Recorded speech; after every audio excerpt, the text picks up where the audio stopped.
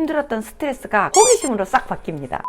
성공법은요, 미래에서 답을 가져온답니다. 어느 날 헐 이거를 내가 하다니, 이런 날도 막 있습니다. 그래서 중요한 사람은 중요한 일만 해라. 인생에는 고통 총량 균등의 법칙이 있다. 안녕하세요. 오늘은요, 지속 가능한 자기계발법에 대해서 말씀드리겠습니다.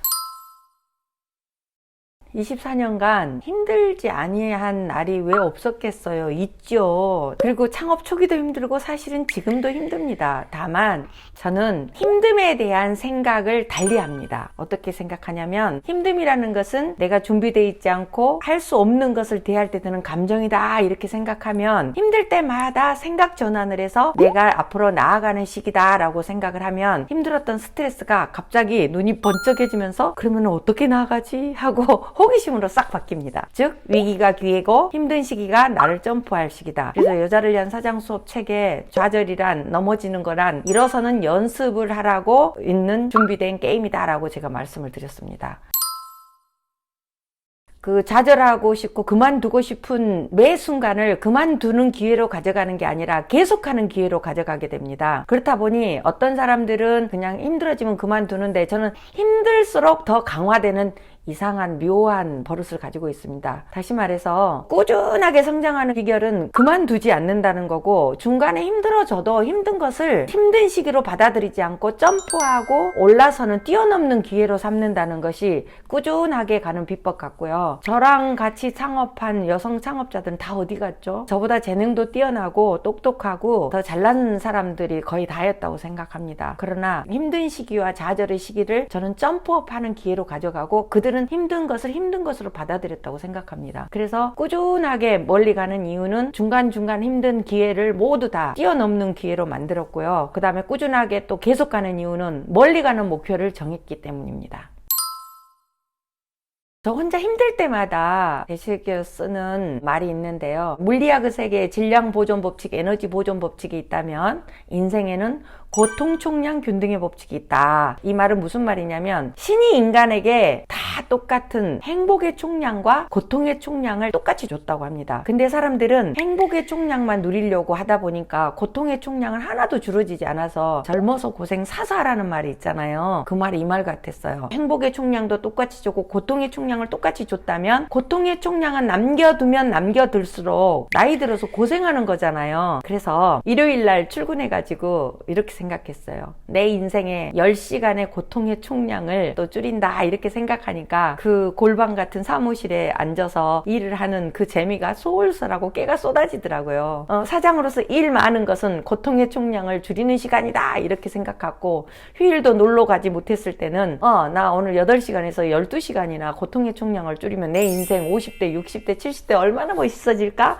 이렇게 생각하니까 놀러 가지 못해도 작아지지 않았습니다. 자, 그러면 이때 가족과 아이들은 피해자로 남습니다. 고통의 총량을 줄이기 위해서 가족을 또 담보로 삼으면 안 되잖아요. 그래서 아이들은 스스로 자기 앞가림할 수 있도록 다 세팅이 돼 있었습니다. 다만 가족과 함께 많이 하지 못하는 남편이 늘 불평불만이 있긴 했습니다. 그런데 그 불평불만이 있는 남편에게 책무를 제가 줬죠. 저는 주말에도 일을 했어야 됐고, 제가 일터에 가 있는 시간 고통의 총량을 줄이고, 가족은 셋이서 제가 일하는 일터 주변을 투어 여행을 하는 겁니다. 그래서 내 삶의 고통을 줄이는 시간을 가족은 지속 성장할 수밖에 없는 타임테이블을 만들어 놓고 이렇게 꾸준히 나아가는 일 연습을 했습니다.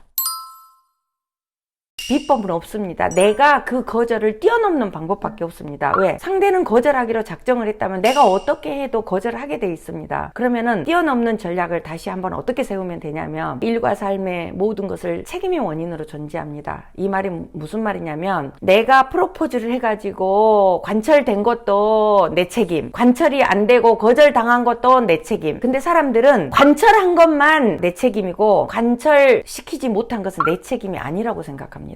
어떠세요? 거절당한 것도 내 책임이잖아요. 관철한 것도 내 책임이고, 그러면은 거절당한 것을 책임의 원인으로 존재를 한다면 내가 거절당할 수밖에 없는 프로포즈를 했네. 자, 그러면 여러분, 상대가 잘못된 거예요? 내가 잘못된 거예요? 내가 잘못된 겁니다. 그런데 내가 잘못됐다고 생각하면 내가 잘못된 사람이 됩니다. 잘못되었다고 생각할 때는 언어를 바꾸세요. 내가 효과적으로 프로포즈 하지 못한 거야. 효과적으로 프로포즈를 하지 못했기 때문에 내가 거절당한 거잖아. 없잖아요. 그럼 앞으로 해야 할 일이 있습니다. 효과적인 방법이 뭔지에 대해서 다시 골똘하게 생각을 하게 돼 있습니다. 거절당할 수 있습니다. 반복되는 거절을 통해서 거절당하지 않는 비법을 학습하면 됩니다. 나의 거절과 좌절은 끊임없이 내가 비법을 생각해내야 된다는 겁니다. 끊임없는 시행착오를 좌절의 기회로 가져가지 말고 학습의 기회로 가져가면서 끊임없는 거절, 좌절을 뛰어넘어라, 뛰어넘는 연습을 해라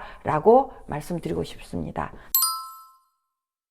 네, 저만의 꿀팁입니다. 많은 사람들이 목표를 설정을 하면은요, 달성 가능한 범위 내의 목표만 세운 거를 보고 너무 안타까웠습니다. 여러분, 인간은 잠재적인 저력을 가지고 있는데요. 지금 현재 이 똑같은 상태에서 마음을 어떻게 먹느냐에 따라서 내 능력의 3배에서 5배는 그냥 가능하다고 합니다. 다시 말해서 나의 잠재적 가능성을 크게 보시고 내가 노력해도 달성할 수 없는 목표를 세우라고 저는 말씀드리고 싶습니다. 그럼 혹자들은 이렇게 말합니다. 너무 큰 목표는 달성을 못했기 때문에 미리 좌절한다고. 그거는 목표를 달성하고 싶은 사람의 마음 자세의 문제이지 진짜 관통하고 싶고 달성하고 싶은 사람 마음 자세는 아니라고 생각합니다. 목표를 달성하려면 여러분 달성할 수 없는 미래 목표에서 현재로 가지고 온다. 자, 현재로 가지고 온 노하우는 어떻게 하냐. 이미 미래에 이루어졌다는 전제하에서 노하우를 지금 1단계에서 3단계의 방법을 써먹습니다. 그러면은 10단계를 달성하는 노하우로 3단계, 4단계, 5단계, 7단계를 하기 때문에 모든 것이 절로 풀립니다. 근데 많은 사람들은 1단계, 2단계, 3단계 풀고 그 다음 4단계 풀고 그 다음에 5단계 풀고 이렇게 올라가는 것에 익숙해져 있습니다. 이거는 귀납적 성공법이고요. 연역적 성공법은요. 미래에서 답을 가져온답니다. 너무 행복하고요. 평생 안 될 것 같은 일이 저절로 되고요. 갈등도 없고 에너지도 세이브 되고요. 어느 날 헐! 이거를 내가 하다니 이런 날도 막 있습니다.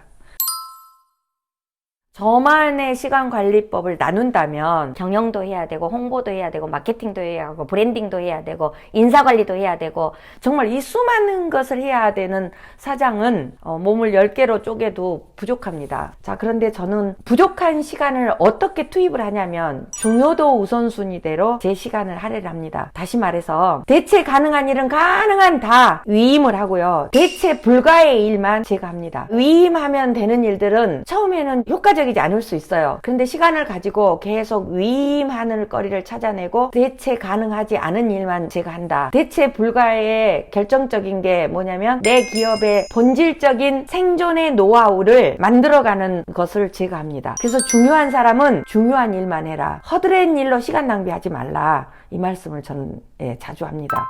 오늘 내용이 좋으셨다면 구독, 좋아요, 알람 설정 부탁드립니다. 구독, 좋아요는 사랑입니다.